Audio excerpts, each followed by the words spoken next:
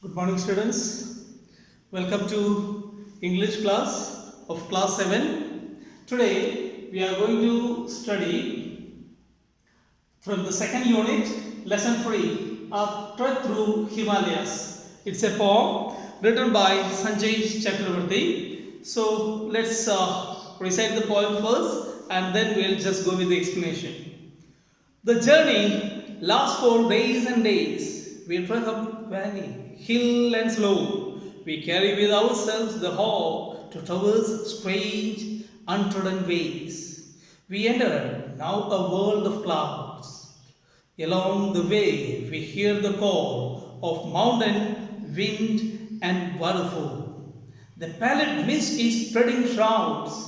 At last, we reach the final peak. The summit beckons us to come. The air is cold, our feet are numb. We climb to reach the grave we seek. The path is steep and narrow here. It snakes its way. These stairs of stone now mark the route we make our own. The sunshine glides the lucid air. The peak is dark with gilded snow. We look where sky and earth have merged. From high above, our souls are perched. Forgotten lies the world below. So this is a beautiful poem that says about trekking through Himalayas. So actually, we can see that the journey to the Himalayas lasts for many days. Through the unknown and the strange ways, we have to trek up the valleys and hills and slopes.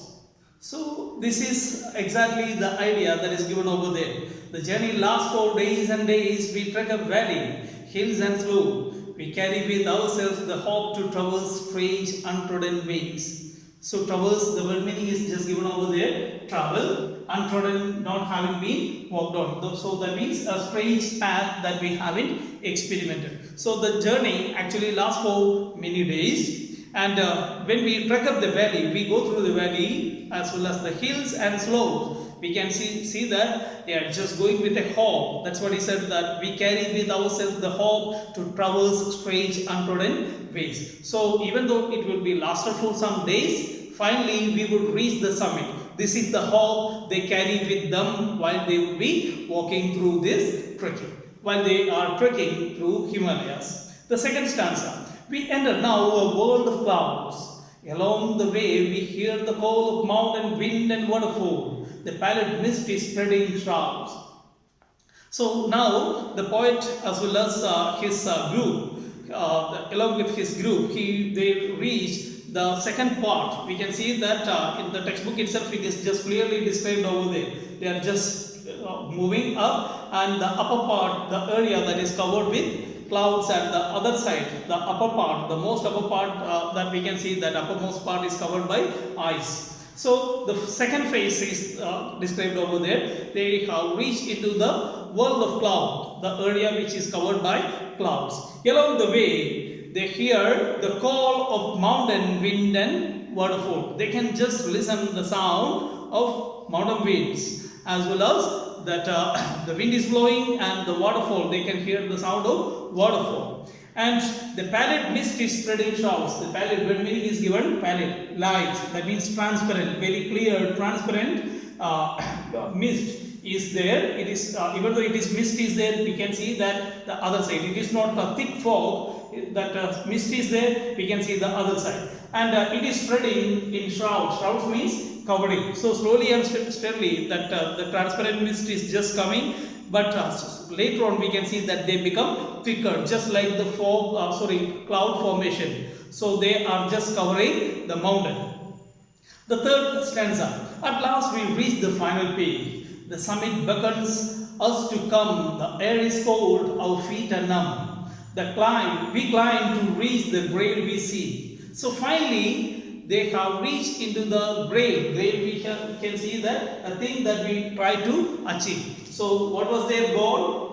Otherwise, in other words, we can see that grave means a goal. Or that means something that a person wants to achieve. So that we can see that the person wants to. What was their need, or what was their requirement? To reach the summit, to reach the peak of Himalayas. So finally they have reached to the second peak. That means it is not the summit, but they have reached to the peak, and from there they have to just go to the upper part, the most uppermost part of the mountain.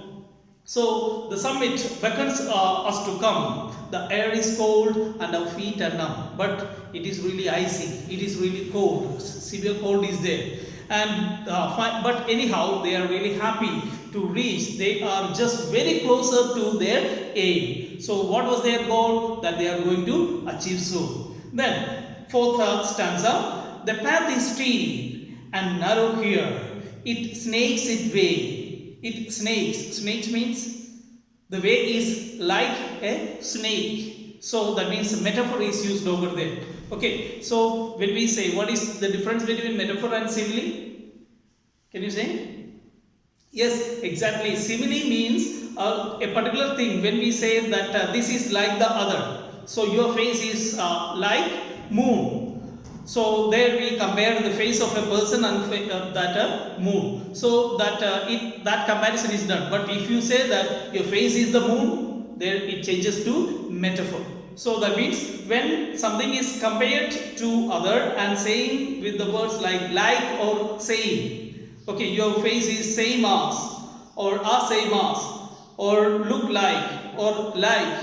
There we use simile. But if you say that your face is the other, your pen is the other, your fan is the other, you are the other, so then it changes to metaphor. So we can see that here the snake as well as the movement of the snake as well as the way, the route is compared together. So it snakes its way, the stairs of stone. Then and now mark the route we make our own.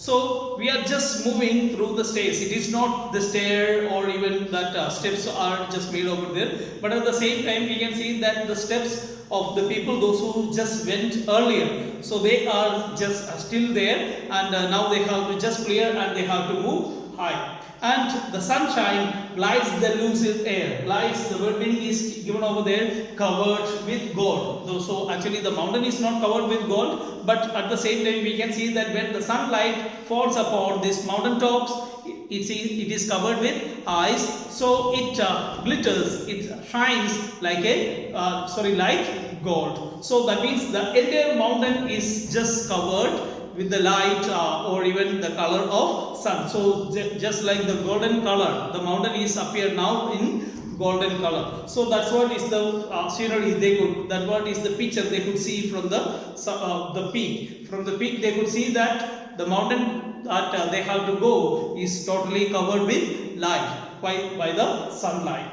Then and it is turned to the pale yellowish color and looks like a golden mountain is there. Then the peak is starred with gilded snow.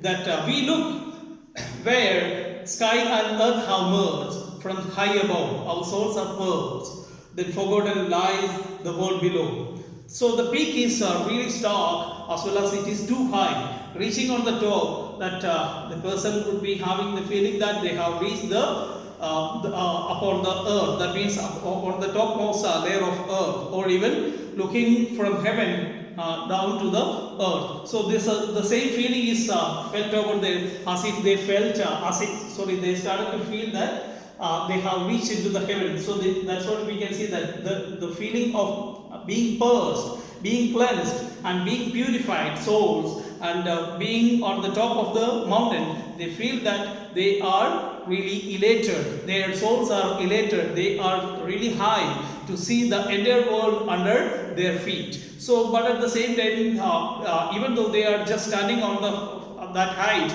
their feeling of elation leads them to be that purging of or cleaning their mind. So that's what is there. Our souls are purged and forgotten the lies the world below. So whatever lies are there below the world, that are forgotten. So now we are that elated souls. Our mind is considered to be really elated and so high that we feel that we have reached into the heaven.